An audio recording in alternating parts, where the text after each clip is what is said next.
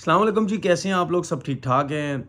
आपने देखा कि पाकिस्तान और इंग्लैंड का जो टी20 सेकंड टी20 पहला जो है वो बारिश की नज़र हो गया था। दूसरा मैच आज खेला गया और देखें, ज़्यादातर उम्मीदें लोगों को या मुझे भी हारने की थी। हारने की ये नहीं थी कि अल्लाह करे हार जाए, अल्लाह करे ये हो जाए। इस किस्म की उम्मीदें तो ख़ैर हम नहीं रख सकते अपनी टीम के साथ। लेकिन मैं ये ज़रूर कह सकता हूँ कि जिस तरीके से हमारी जो टीम है, चाहे वो बैटिंग को देख लें, चाहे वो बॉलिंग को देख लें, कहीं न कहीं हमें वीकनेसेस जो है वो नज़र आती हैं। अगर आज के मैच में बॉलिंग की बात करें, देखें इंग्लैंड के हिसाब से जिस तरीके से इंग्लैंड के प्लेयर्स ने आईपीएल में जाके जो है वो क्रिकेट खेली है और डिफरेंट कंडीशंस थी।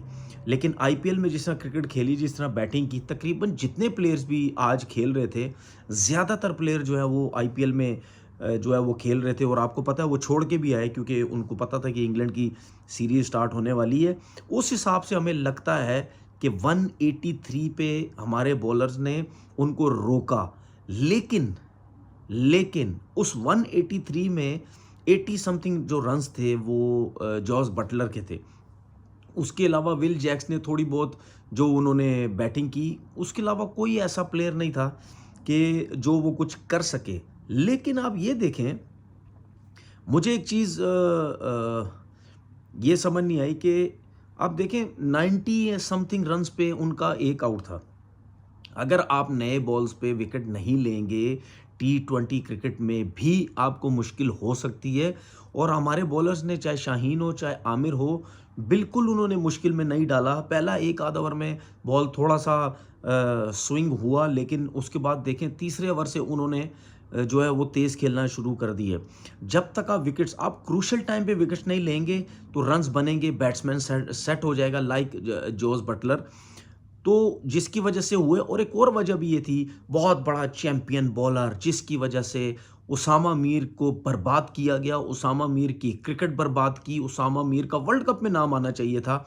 चैंपियन बॉलर शादाब खान फिर 50 या 55 रन उन्होंने दे दिए। ज़बरदस्ती इसको खिलाया जा रहा है, ज़बरदस्ती का इसको ऑलराउंडर बनाने की कोशिश की जा रही है। ज़ाहिर सी बात है, वो अज़हर महमूद असिस्टेंट कोच बैठा हुआ है, वो इस्लामाबाद में है।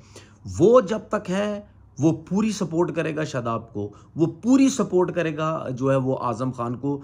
मैं मैं मैं इनके अगेंस्ट नहीं हूँ, मैं इनकी क्रिकेट के अगेंस्ट हूँ। वो टोटल सपोर्ट जो है वो करेगा।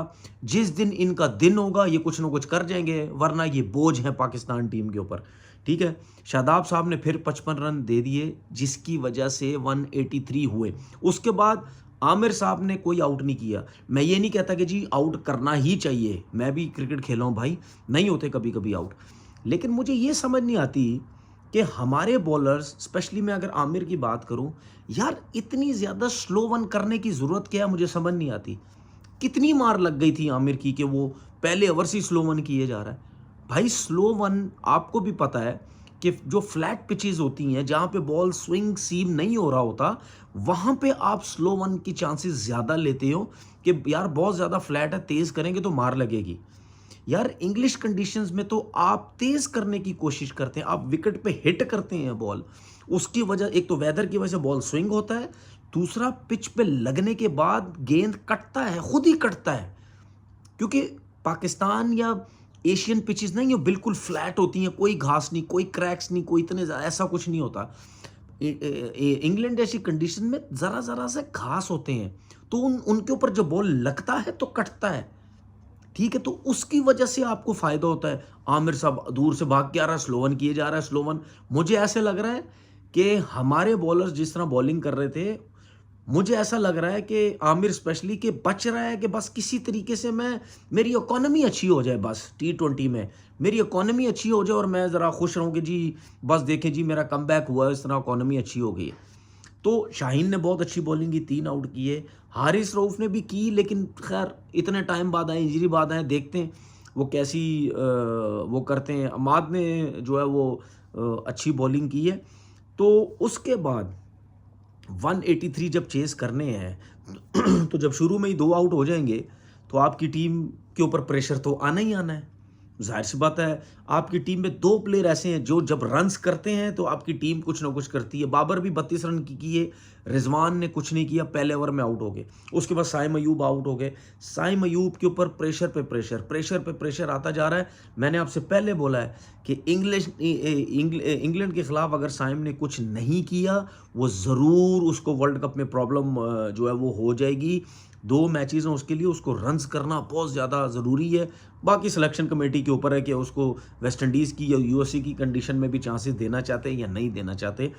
फ़खर जमान ने 45 रन्स की इनिंग खेली, उसके अलावा कोई कुछ नहीं कर सका। अब मैं आपको एक चीज़ बताता हूँ, हमारे पास तकरीबन 3 या 4 विकेट्स गिर चुके थे, ठीक है, या अमाद वसीम और आई थिंक फ़खर जमान जब खेल रहे थे तो 30-35 बॉल पे को 60-65 इस टाइप के 9 साढ़े 9 तकरीबन इस टाइप की कोई रन रेट की चाहिए थी। मुझे ये बताएं, क्या इफ्तिखार भी वहाँ था, क्या अमाद भी वहाँ था, क्या फ़खर जमान भी वहाँ था? क्या ये रन्स नहीं कर सकते? इंक्लूड कर लो आज़म खान को भी, है। तो अगर 70-80 रन भी चाहिए थे और आज़म खान भी है, इफ्तिखार भी है, फ़खर भी अच्छा खेला, ठीक है, अमाद भी खेला, शादाब भी उसके अंदर, तो क्या ये सब मिल के, हमारे पास बहुत बड़े बड़े हिटर हैं, क्या ये सब मिल के 70-80 रन नहीं कर सकते थे? कर सकते थे। क्योंकि उसकी वजह ये है, ये क्यों नहीं कर सके, मैं फ़खर को नहीं कह रहा, क्यों फ़खर ने तो 45 कर दिए, बाकी जो 4 हैं ये क्यों नहीं कर सके? क्योंकि इन सबों को सिंगल डबल्स लेने आते ही नहीं है। आज़म को सिंगल डबल लेने आते हैं? नहीं। इफ्तिखार को सिंगल डबल लेने आते हैं? नहीं। अमाद को सिंगल डबल लेने आते हैं? नहीं। ठीक है, उस कभी कभार वो ले ली वरना नहीं। शादाब साहब ऊपर आए बैटिंग करने, वो भी आउट हो गए। तो भाई आपके पास कोई ऐसा प्लेयर ही नहीं है कि अगर 8 9 साढ़े 9 10 रन की एवरेज चाहिए हो तो वो सिचुएशन से खेले। क्योंकि 9-10 रन की एवरेज करने के लिए भी आपको एक एंड से ऐसा प्लेयर होना चाहिए जो सिंगल डबल्स लेके दूसरे वाले को खिलाए, जो छक्के मारता है। अगर दोनों एंड से छक्के मारने वाले प्लेयर होंगे तो आप 9-10 साढ़े 9 की एवरेज नहीं कर सकते। आप क्योंकि मारने ही छक्के जाएंगे, उसमें गलत हिट लगी, आप आउट हो गए। लग गए तो लगते चले गए, वो बात की बात है, लेकिन नहीं लगे आप आउट हो जाएंगे। इसकी वजह से हम लोग 23 रन से हारे, इसकी वजह से हम 23 रन से जो है वो हारे। तो टेंशन है। हो सकता है अगले मैच में पाकिस्तान की बैटिंग बड़ी अच्छा क्लिक कर जाए, सब कुछ कर जाए, लेकिन आप सब जो भी मेरी ये वीडियो सुन रहे हैं, आप सब खुद अंदाज़ा लगा सकते हैं, जब आखिरी लास्ट जब 10-9 या 10 ओवर 9-8-9 ओवर बाकी थे, हमारे हाथ में मैच था, हम ये मैच जीत सकते थे, ठीक है। लेकिन क्या है, हमने स्ट्राइक रेट अच्छा करना है, बस एवरेज वेवरेज नहीं देखनी, हमने स्ट्राइक रेट अच्छा करना है, जो आपका असिस्टेंट कोच अजहर महमूद साहब बोल के चले गए। अब सब ने यही काम करना है। देखते हैं अगले मैच में हमारी टीम क्या परफॉर्मेंस देती है। अपना बहुत बहुत ख्याल रखिएगा। अल्लाह हाफिज़।